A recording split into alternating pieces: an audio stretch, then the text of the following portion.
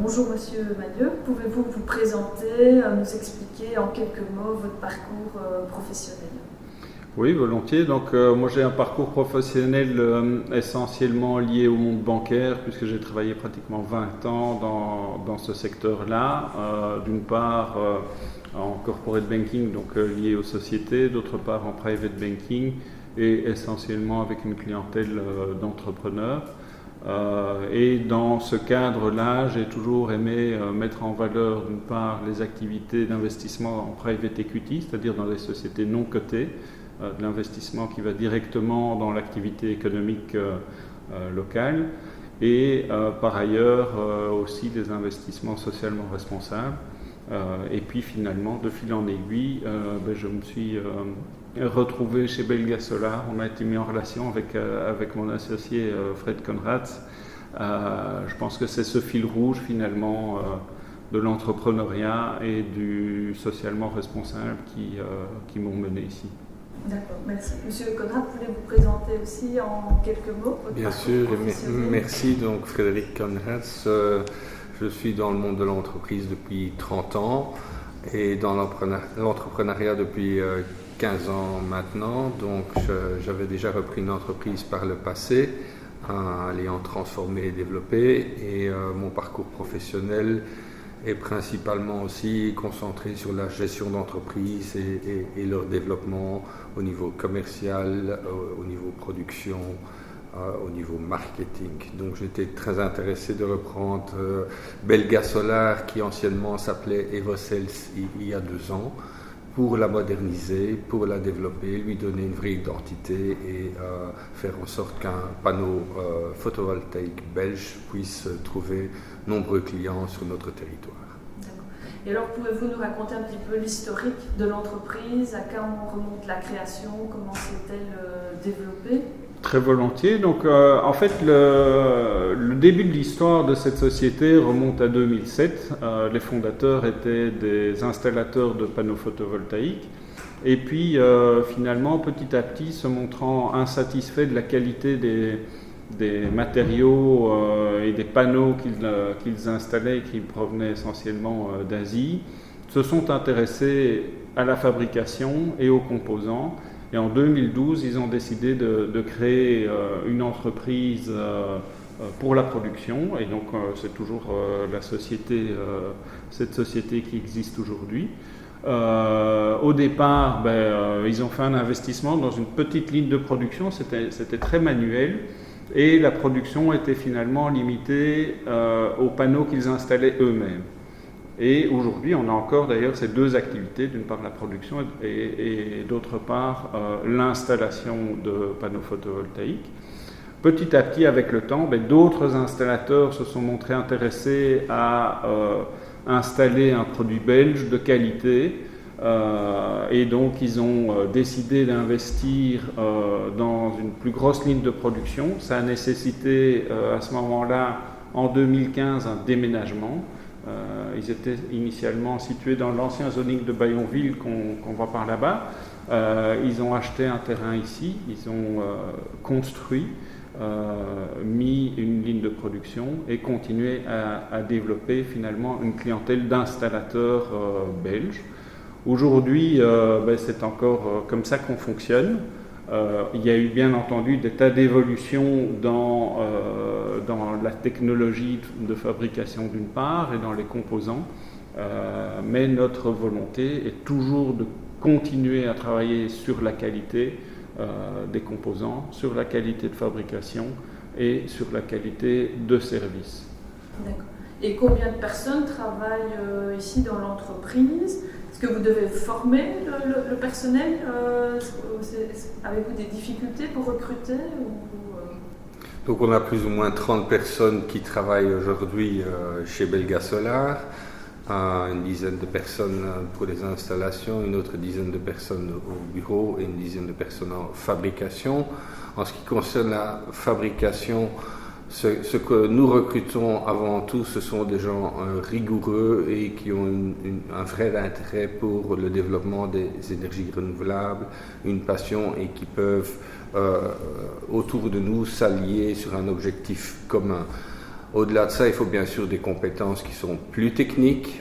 On en distingue 3 en fabrication. Une première, sont des personnes qui peuvent avoir des compétences mécaniques pour faire en sorte que la ligne de production puisse continuer à se développer, qu'on puisse garantir une qualité au niveau des machines et de toute la mécanique de la ligne. Il en va de même pour la partie automatisation, qui est plus électronique sur certains équipements, et enfin des qualités au niveau des soudures. Donc les soudures ne se font plus à la main comme il y a 10 ans, bien sûr. Nous sommes équipés de machines à la pointe pour réaliser des soudures parfaites qui sont essentielles finalement à la connectique électrique d'un panneau photovoltaïque, mais il se peut qu'il y ait parfois certains misalignements ou des défauts au niveau des soudures qui sortent des machines. Donc certains de nos opérateurs doivent pouvoir souder. Pour le reste, la composante ou la compétence principale que nous souhaitons ici, c'est une forme de passion, de dédication à l'entreprise et à son objectif de développement, mais avant tout aussi de la rigueur. Si je peux peut-être rajouter encore quelque chose, c'est que au-delà des emplois qui sont propres à l'entreprise, ce qu'on vise également, c'est avoir des répercussions positives au niveau sociétal, global. On travaille notamment sur la partie packaging avec une entreprise de travail adapté qui est basée à Florène et qui s'appelle Atelier 85. On a différents projets d'année en année pour réduire notre bilan carbone. Donc on fait un calcul de ce bilan carbone. Et ces éléments-là, je pense, contribuent au fait que finalement ça a du sens. C'est juste une question de bon sens. Et donc ça contribue au fait qu'on trouve sans trop de difficultés des gens qui veulent rejoindre l'entreprise et qui sont heureux d'y travailler. Donc pendant l'été ici 2023, vous avez investi dans une nouvelle ligne de production afin de quintupler votre capacité par rapport à 2021. Qu'espérez-vous avec cette installation? Quels sont vos objectifs à moyen terme? Alors c'est avant tout de continuer à servir et se développer au niveau du marché belge. Donc l'investissement de modernisation a touché en fait 3/4 de la ligne de production, ce qui équivaut plus ou moins à 80-100 mètres de ligne, pour pouvoir en fait satisfaire le marché et livrer plus de panneaux photovoltaïques. Lors de la crise énergétique et de la guerre, du démarrage de la guerre en Ukraine, nous avions des délais d'attente très longs. Donc nous devions de remédier à ça. Donc le premier objectif était avant tout d'augmenter les capacités de fabrication, ce que nous avons fait au travers d'un nouveau laminateur, four qui lamine les différents composants et va fournir au panneau son étanchéité. Et nous y avons ajouté d'autres équipements afin d'aider nos opérateurs de fabrication à suivre le rythme, forcément. Donc c'est toute une série de convoyeurs ou de matériel, d'équipements automatiques de dépose de certains composants d'un panneau. Nous avons également rajouté sur la ligne d'autres tests de qualité. Donc ce qui fait notre force, c'est la garantie du produit, mais une vraie garantie qui peut être vérifiée par les clients, en fait, contrairement à d'autres panneaux qui viennent de bien plus loin. Et donc une garantie vérifiée, réalisée en Belgique lors des opérations de transformation et de fabrication. Donc nous y avons intégré aussi des outils d'intelligence artificielle qui permettent de scanner les panneaux tout au long de la ligne et satisfaire la clientèle au travers d'un produit dont la qualité est constante. Ça c'est très important aussi. Troisièmement, nous avons investi dans un four et l'effet indirect du four, même si ce n'était pas l'objectif principal, mais c'était quand même un objectif poursuivi, c'est dans la continuité de notre réduction d'empreinte carbone, parce que nous avons, pour la même surface de production, pu quintupler la fabrication au travers d'un four beaucoup plus performant que le laminateur qui existait et qui était utilisé jusqu'en 2023. Et au niveau de votre marché, vos clients, ils se concentrent essentiellement en Belgique ou aussi à l'étranger? Alors actuellement, la grosse majorité de notre production est vendue en Belgique, mais on a malgré tout également des panneaux qui ont été installés au Luxembourg, mais aussi on a pu participer à des projets beaucoup plus lointains, notamment dans le cadre de l'aide au développement, la coopération au développement belge, où on a participé à des projets, que ce soit vers l'Afrique ou l'Amérique latine. Et puis on a également entamé un processus d'internationalisation, notamment cette année on a participé à un salon en Allemagne, l'idée étant de tester notre capacité à nous développer sur ces marchés-là. Et l'installation des panneaux photovoltaïques, elle concerne tant pour les particuliers que pour des entreprises qui veulent... Alors non seulement des particuliers et des entreprises, mais j'ai envie de dire aussi le public. Il faut pas l'oublier, c'est important également. Et ça va donc de la plus petite installation chez le particulier vers des chantiers de plus de 5000 panneaux. On a ici en interne vraiment les capacités, la connaissance pour monter en fait des centrales photovoltaïques qui sont importantes.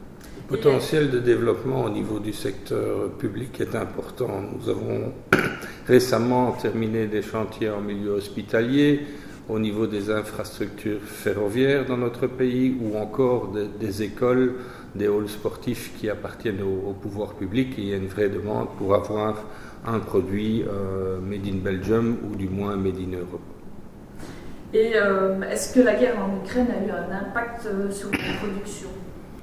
Elle a eu un impact sur notre production parce que dans notre production, en fait, on fait intervenir du verre, forcément, qui est l'avant du panneau, et ce verre, initialement, venait d'Ukraine. Et donc, malheureusement, notre production a été impactée par la guerre. Ça, c'est une chose. Nous avons dû remplacer le verre ukrainien par un autre verre de qualité. Donc, il nous a fallu du temps pour le trouver et le faire venir aussi. Le remplacement ne s'effectue pas du jour au lendemain. Nous devons respecter toute une série de critères et de certifications afin d'être en règle avec les normes. Ça, c'est une chose. Le deuxième impact a été, lui, plus positif, c'est-à-dire que au travers de la crise énergétique et de la guerre, il y a une vraie prise de conscience de prendre son destin en main aussi au niveau de la gestion de ses coûts d'électricité en tant que consommateur particulier, entreprise ou pouvoir public. Donc ça a créé vraiment un stimulus au niveau de la demande. Et votre verre, il provient d'où alors maintenant ? Le verre que nous utilisons actuellement vient du Vietnam. Malheureusement, il ne peut pas venir d'Europe pour toute une série de raisons qui font que son coût n'est pas du tout compétitif. En fait, les verriers photovoltaïques européens ne se sont pas encore adaptés aux nouvelles technologies, aux nouvelles tailles de cellules. Donc ils ont énormément de pertes et dès lors ils ne sont pas assez compétitifs que pour pouvoir offrir au marché un produit que le client peut accepter. Alors participez-vous au recyclage des panneaux photovoltaïques et est-ce que vous réutilisez des matériaux qui ont déjà servi pour d'autres panneaux ? Est-ce qu'il y a un peu un cycle ?